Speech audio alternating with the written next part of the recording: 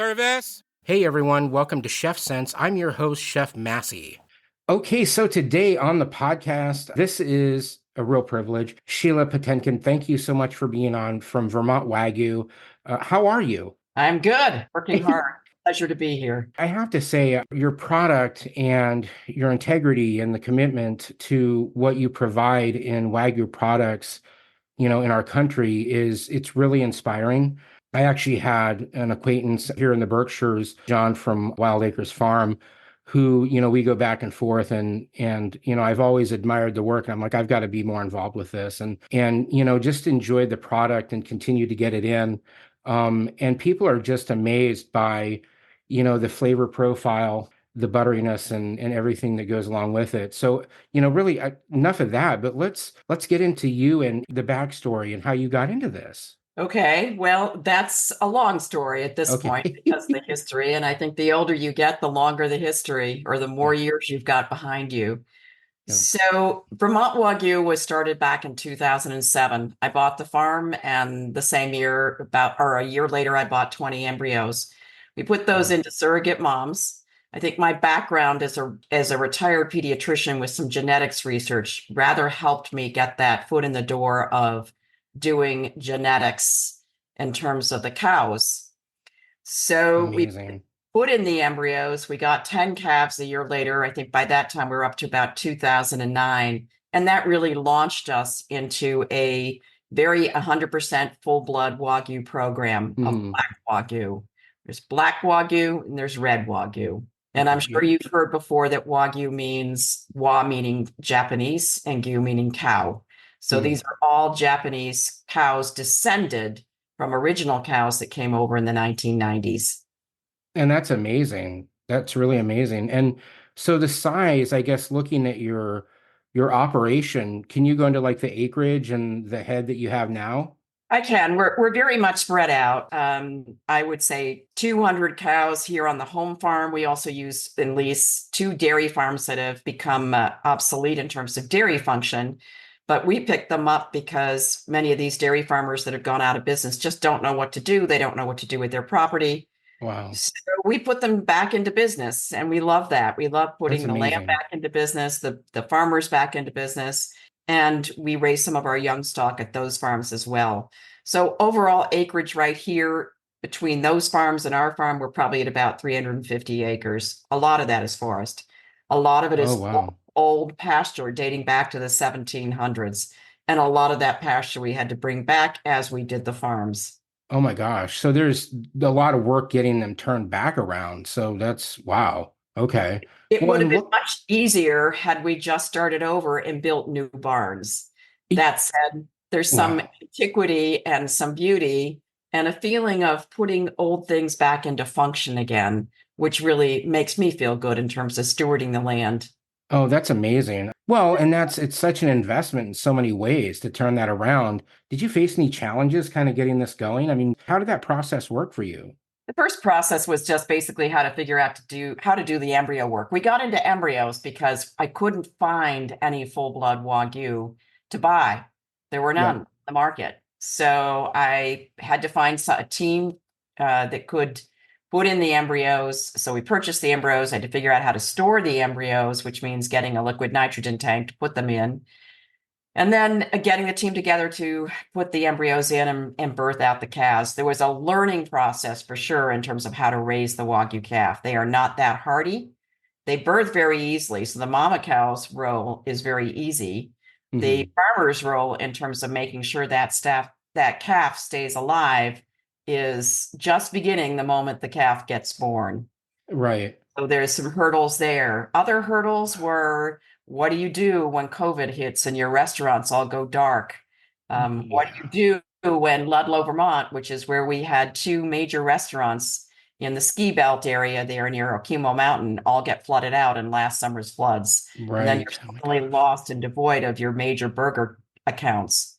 What do you do when there's a dry ice strike in terms of railroads and trains getting dry ice supplies down to the New England area? Hmm. So all those things are points where you have to pivot and turn and figure it out. Right. So we are now basically an e-commerce business. We Oh, sell about 80% of our product goes nationwide, Okay. about 5,000 customers spread out across the United States. So we're very dependent on the e-commerce chain in terms of dry ice, packaging, Mhm. UPS, all of those factors have a bearing on us in terms of what happens if that supply chain breaks down.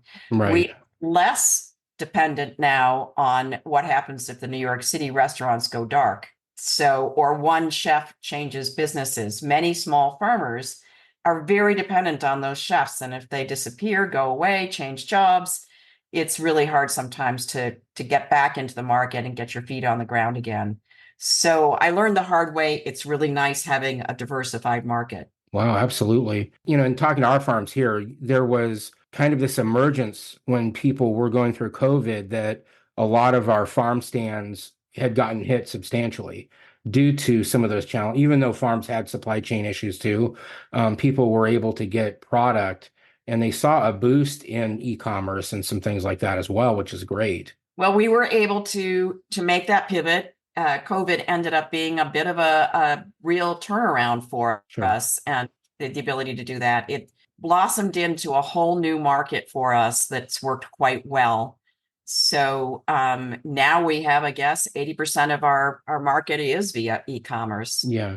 which we enjoy doing. You've run into Jess, who Oh handles. yeah, she's great. And I've got another delivery coming today, because I have a group that I'm going to be doing here this weekend. So I know they're very excited to try the product as well. But looking at some of these key areas where you do the 100% bloodline Wagyu, I mean it's certified and it is yours, and you guys are the leaders in that. When you look at your programming, there's that expert breeding, the agricultural focused mindset. Can we talk also about that, how you're data driven, what that breakdown looks like?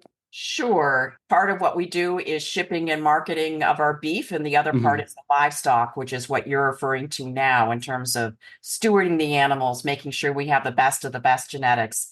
So I've been breeding these cows now for 15 to 16 years at least. Hmm. That's a lot of generations of Wagyu to look at. And so you look to make every generation better than the last one. And when I'm collecting data, originally all we had was the growth data on the animals. So we could grow better and better, bigger and bigger bulls every year, but Hmm. not necessarily better marbled, which is one of the key reasons you're going to raise these animals. Marbling conveys taste and it conveys tenderness. And Right. that's what most of the consumers want when they taste this steak. It's Right. that wow effect that they get. What we do on top of getting growth data now is, again, for a long time, we did have marbling cards, which allowed us to look at each cut, each animal's carcass and say, Hmm. well, this one looks better than the other, and to what extent. Now we use grading cameras. We have cameras in the harvesting facilities that take a photo in a certain rib section of every animal. And we Wow. can see if each generation on a yearly basis is improving. We can choose better bulls based on their marbling potential. The marbling potential is driven by numbers that we get called EPDs or EBVs from the American Wagyu Association. And Okay. allows us to be able to predict which bull we think is going to be better than another bull based on carcass weight, based on Wow. projections. So we're very driven by those EPD's projections. We're very driven by the growth data that we get on every animal. The Hmm. other data that we use is we use live ultrasound data. We actually select our females based on how they look to ultrasound at a year of age. When Okay. they're a year of age, we have a key decision to make. Do they go into the side of the business that is into raising calves and being mamas, or do they go to the beef side of the business? And we make that decision. We save the best of the best for the mama cow calf pair side. Hmm. Ones that don't look to be living up to what their genetics should be, they go into the other pool of animals. So again, we're very, very driven. We're pretty advanced in the United States in the fact that we do ultrasounds, we duly register our animals, both in the Australian Wagyu Association and in the American Wagyu Association. And we also look at all the growth data that we have. The one Okay. issue that we're missing is feed efficiency, and there's ways to measure how feed efficient that animal is.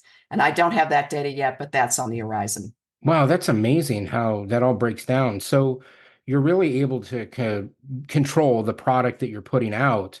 Also, you are also the president, correct, of the American Wagyu Association, Yes, I'm currently a member of the president of the American Wagyu which is Association. awesome. Do you want to share a little bit about that, a quick overview of them and kind of how those work together with what you're doing? Sure. Well, the AWA has been an organization that has existed since 1991. Okay. They started then because that was the wave of Japanese imports into this country by Hmm. plane. There were four bulls that came in prior to that in the 1970s, but no females. And you can't Wow. create a breed out of just four males. By the time the mid 1990s came, I think we had a total of about 130 females and about 29 to 30 bulls that came over. Okay. At that point in time, the Japanese closed off all imports into this country. So what we have now is what we're going to have unless we bring in foreign genetics from other countries other than Japan. Oh my goodness. So the association started slowly, and at this point in time, we have about 1,600 members worldwide. Hmm. I think we're the fastest growing cattle beef breed association in the United States. We are not the biggest by any means. Your Angus breed is probably the biggest out there for sure, but Yep. our growth is just skyrocketing. Okay. Well, how do you like over your tenure and some studying that you've, built in, what have you noticed in the sense of it, the Wagyu coming from Japan to the United States, and like how was that received over time? Japanese Wagyu beef is definitely exquisitely marbled, at least the quality of the Japanese beef that we see imported into this country. Right, It's usually grade A4 or grade A5. They don't right. typically export anything that's less than that. It's a beautiful cut of meat. Hmm. It's a personal taste as to whether or not you prefer the Japanese beef or the American Wagyu beef. When we refer to American Wagyu beef, oftentimes we're referring to a crossed Wagyu, unlike my animals, which are all descended from the original Japanese that came over. Okay. American Wagyu beef tends to be a little bit less marbled than the Japanese beef or even the 100% full blood Wagyu beef that we have in this country. There's a distinct difference in the tenderness, and there's a difference in the flavor profile and in the marbling. All three of those things are a little bit different between the crossed Wagyu and the full blood Wagyu. Right. And I mean, I've had, the A5, which is obviously it's amazing and unbelievably marbled. But again, I think going into that, I mean, bringing this into the US, how did you see that kind of transform over time with, people at home or chefs? How do we see the introduction of Japanese Wagyu versus Right. American Wagyu? Right. There's such a difference in price Huge. that Yeah. typically what we try to tell anybody who's interested in our beef is that this is a pretty darn unusual cut of beef in the United States. There aren't too many Right. full blood breeders out there. It's a very special flavor profile. Some of our best beef is getting very close, if not reaching grade A5. I would say the Mm. predominant amount of our beef is grade A4. But Right. there's certainly a top 20% tier that is grade A5. And as our bulls get better, they probably will all be grade A5. Is Hmm. that a good thing? I have to raise the question, is everybody's flavor profile going to want the grade A5 or are they going to prefer the grade A4? And Right. that's something that I think is going to be dependent on taste tests down the road. Okay. Personally, I think the best beef is about a grade A4 to grade A5. And I know that people, using the American Wagyu, it's been a lot of fun to educate them on and, let them know also, coming from you in Vermont, it's such a regional and wonderful product. Thank you. And, it's great. And so looking, kind of like what we're dealing with is we've seen some of our slaughterhouses, shut down over time and kind of this fight against like the big four and establishing that. Um, I would anticipate like you would continue to grow even more, especially with the e-commerce, right? Well, I haven't seen it ever slow down since Yeah. COVID. We've never had a backwards year. Yeah. Okay. Well, that's amazing. When you're looking at your regenerative ag management on the farm, In the sense of processes of how you do this and raising the cattle, can you kind of break that down a little bit for listeners? I think with Wagyu, you've got to have hands-on calving. That's the first thing. We've talked about that a little bit. In Yeah. terms of regenerative pasture measures, that gets back to the fact that these are old pastures. They're lime level. They need to be limed. Their pH level is needs to come up. It's not where it should be. You've got a lot of work from chemicals in terms of just making sure that the pH is correct. Most of that can be brought around just by spreading the manure, which is a great thing. Manure is a natural fertilizer. It's there and we should use it. We should Right. use it wisely and bring back the pastures. When I first came and started farming here, it was all strawberry bushes, junipers, etc. So there's a lot of improvement that way. We don't Okay. till ever. It's a no-till. We don't even own a till, so that's not even an issue. The Mm. issues with tills in general are that if you dig up the soil, you're going to create erosion, and that's going to be a pollution problem. We don't till. We never have. Okay. Okay. We do spread our fertilizer during the appropriate months. In Vermont, you're not allowed to spread fertilizer during the winter months because it sticks on the snow, and the snow, when it melts, then all the manure then runs and pollutes the rivers and the streams. So Okay. you don't spread manure in the wintertime in the state of Vermont. We test our pasture soil every year, not every pasture every year, but we're on a rotational basis that we test it to make sure everything seems to be copacetic in terms of chemical balance within the Hmm. soil itself. We Okay. rotate our pastures, and that's key. You've probably heard about that before with Hmm. your exposure to pasture where you rotate them. Right. It's key. The reasoning or the concept behind rotational pasture grazing is that if you put your cows on a small piece of pasture, keep them there for a day, they'll eat everything down, every blade of grass, including all the weeds, and then you move them to the next piece the next day. They also put all the manure down in one small piece, thereby naturally fertilizing that small piece of pasture. And then you move them on to the next piece. And you'll see profound effects when you rotationally graze a pasture over time. The weeds will all be gone, it'll all be lush, and you can really promote some of your favorite grasses, such as clovers, some of your legumes that come up there. Right. Wow. So when you're using your product, is there any of yours that you find are your top sellers? Well, probably the best of the best is the ribeye, and then followed shortly thereafter by the New York strip, the Denver. I love the brisket. The Denver is one. Have you tried the Denver yet? No, I have not. No, I've got I to think get it's that one. fantastic. It's a fantastic cut for the value. It's at a Nice. lesser price point, and only because most people don't know about it. They don't know Right. how tender it is, how well marbled it is. It's a cut that you don't typically see in the restaurant. It's a cut which is Mhm. very unusual for all beef animals to see, but in the Wagyu is absolutely supreme. Wow. One, you also have your sausages too, which are amazing. Gotta like those kielbasa and the chorizo, and then there's the maple sausage too. So Yeah, they're really good. Do you think you'll ever get into, and maybe I didn't see it, but tallow? tallow is something we did do early on. We got all the Okay. tallow back. I have no idea what the slaughter facility does with the tallow. I could ask. Is Yeah. that something you're interested in? Well, I mean, I think it'd be really f fun to, use it for aging and see how that kind of imparts back into, a piece of meat.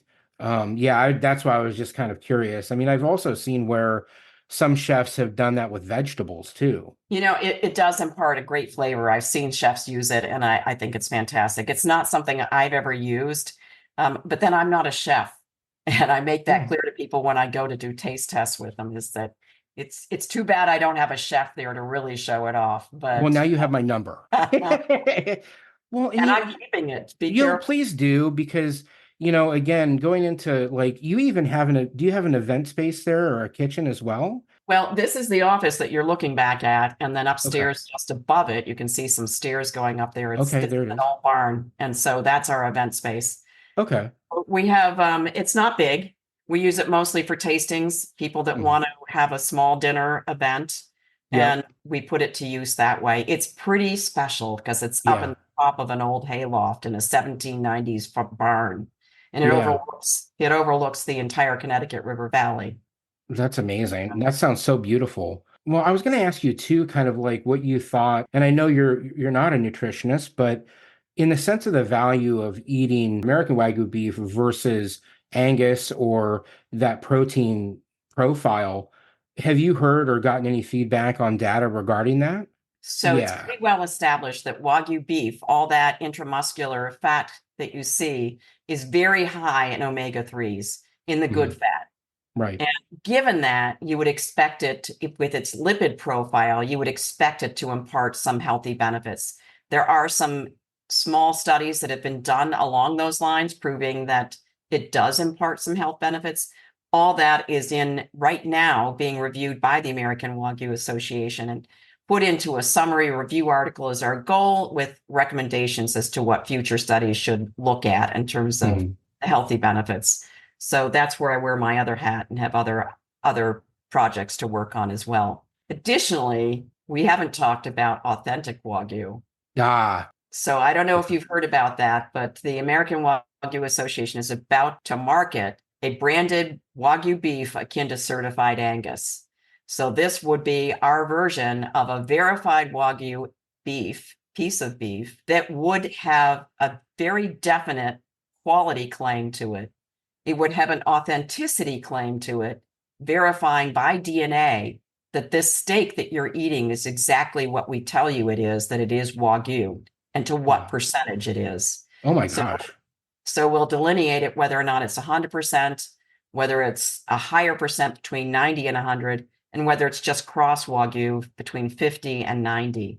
So you'll get all of that information, plus born, raised, and harvested in the United States. Okay. Wow, that is really amazing work.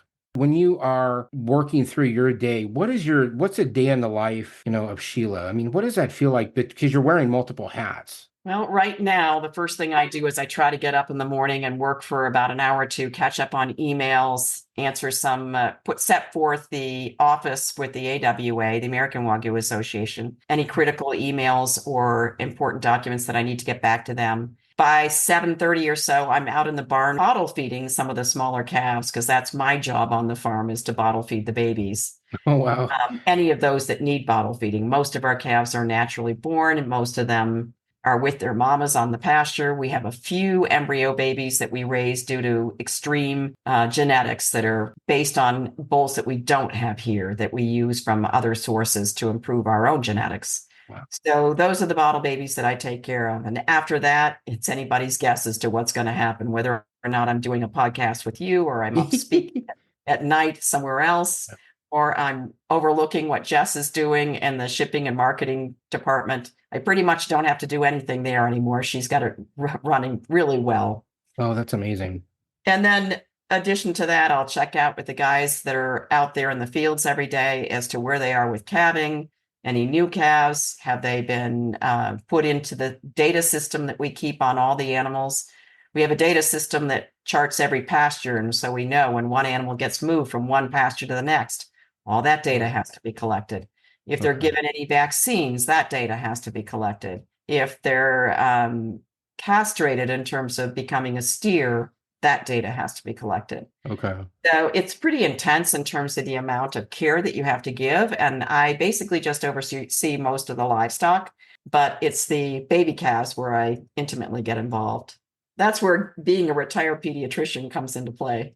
Yeah, that sounds kind of like a fun perk, but I'm sure there's a lot of things to learn about that. There on the farm, do you have any kind of like in the sense of like learning center or apprenticeship programs at all? I mean, I know you do tours, right? We do tours on an appointment basis because they have to catch us here to do Uh-huh. them.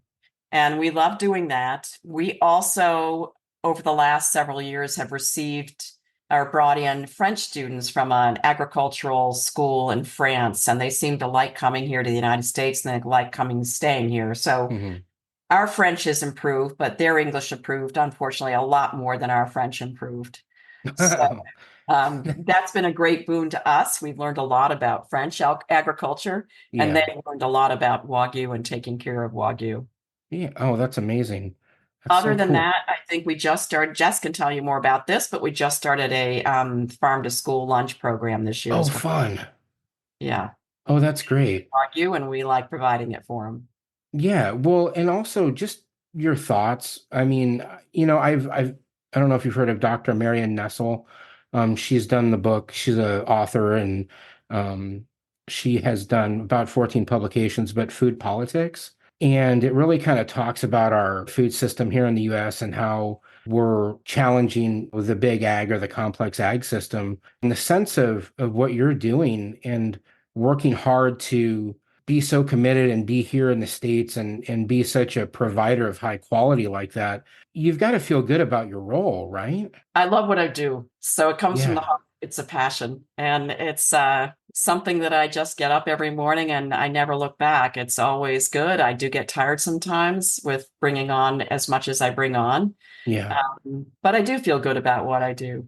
Yeah. Interesting fact that I find just amazing is that the United States, with all the beef that it produces, Yeah. imports relatively little. I think it's something like of the, well, I'm not going to quote figures because I don't have them in front of me, but the majority of the beef that we produce, and we're by far the largest beef producer in the world, we consume almost all of it here. A very small percent gets exported and a relatively small percent gets imported. So basically, we are self-consumers of all that gigantic amount of beef. Wow. Okay. Wow, that's amazing. Wow, okay. Well, do you have That's any unlike most countries. If you compare it to Australia, they export almost every bit of the beef that they produce. yeah, The Wagyu breed, the association itself, is almost all small farmers. Our yeah. average size of our Wagyu farmer is about has 34 cows. Okay. Oh, wow. And Do you have any other things you'd like to bring up that maybe I missed? oh gosh, James. So why did you want to do this podcast? Well, because when I looked at all of the work that you have done and using the quality or your drivers, and the science behind what you're doing and being 100% pure blood and that commitment to giving consumers, a high quality and integral product that makes a difference in their lives. It makes a difference in a chef's life. And the story behind it, I think, is very inspiring. And to me, as a chef, I'm a storyteller. My Okay. job is to meet someone like you or to meet inspiring people that have integrity in the food that they're giving to the consumer, that it's not mixed messages and it's clean and it's committed to, our region. And so that's where, in using your product, it just stands apart from everyone. So, that's why. So I have two messages. One hits upon on Vermont Wagyu solely, and that is my dedication to the staff that I've put together. I think they're just very special people. Most of them have come to us. Most of them live on the hill here. It's a natural historic district. These people just are again so dedicated, and call Jess and you'll get your order out right away. She'll even come Yeah. up on a weekend when she's off. I mean, it's that kind of commitment. The guys come in all the time to take care of sick animals at night. So their dedication is just exceptional, and I love working with them as well as the animals. The other message is there's so much growth and potential for the Wagyu beef in this country. We need to brand it better. We need to provide that authentic Wagyu label that tells you exactly what that animal is. And we need to tell you that the flavor profile of the American Wagyu beef, especially the more marbled, the more closer to 100% full blood beef that it gets, is one of the best flavor profiles in the world. And we've hardly touched that story in this country. We need to touch the story that the flavor profile of the 100% full blood Wagyu rivals any beef in the world. And we haven't hardly begun in Wow. terms of hitting that notch. Okay. And in that, I mean, how can you see someone working that process? What do you think the steps are, in that to solidify that? Well, this is an AWA issue that I hit upon often when I'm talking about AWA and its role and what can we do for the Wagyu beef in this country. I think we need more state contests out there. I think they need to be done so that you compare the American Wagyu steak, all different types and levels, because not everybody prefers the 100% full blood. You'll have some that prefer that crossed Wagyu, and you might have some people that still feel that Angus is the best beef or Hereford. So I'd love to Mhm. see steak contests where consumers get to be introduced to all the different types of beef on a blinded basis, Oh, and wow. verify exactly how good it is. So that's one step right there. And then the branding of it, the explaining what is a Wagyu, why is it good, what are the health benefits. We've hardly touched that in this country. You see it on our websites, but how many of your customers actually know about it? When you talk to them and you tell the story, don't you think we've got a lot more education to do? Oh, I agree with you. Yeah, because I think it's, especially today, I think where technology is it's a quick hit and move on, and to captivate someone, it's like you almost have to have tight verbiage in that frame just to get them and try to hit everything so that you can get as much out there as possible. And it's very hard. Yeah, it's very hard. Yeah. It's a fun story to tell, though, as much as It we can is. at this point. You'll have to come up here. You're not Yeah. that far away, right? I think I'm about a 2.5 hour. I'm in Western Massachusetts, Great Barrington. Ah, I have good friends in So, Sheffield. oh, okay. Oh, nice. No, I'm not. I would say probably about a 2.5 hour drive, Right. I do maybe that three. drive quite a bit down to Sheffield. Okay, Okay. It would be great to get there and do a tour and see more. Well, likewise, next time I drive down to Sheffield to see them, I'll have to stop by and catch Yeah. a cup of coffee with you I somewhere. would love that. And I'm building out my Argentinian grill out here, so I plan on doing some things off of that. That should be fun. An Argentinian grill. Yeah, it's a nice Duomo Troman grill so it's a station actually. It has the hanging hooks. It has the center fire pit that you start your mother in and you build it underneath and it kind of comes down and it's a circular fire pit. I can do a plancha, I could do grills, and they kind of look like crescent cast iron Okay. plates that you just drop in how you want them. And you can just cook and roast right there, hang some vegetables. And I've got a couple racks too for, roasting as well. Sounds And amazing. yeah, no, I'm excited about that. And that's where, again, the way that you treat your proteins, especially the Wagyu, using your product it's so beautiful getting that caramelization, that rendering at the right temperature. Hmm. I always say using a fire when you're cooking out in the elements like that, maybe that's my indigenous side, but like when you're out in the open and you're cooking something beautiful like what you produce, I sense that, I see it. And now it's my job to do something with it.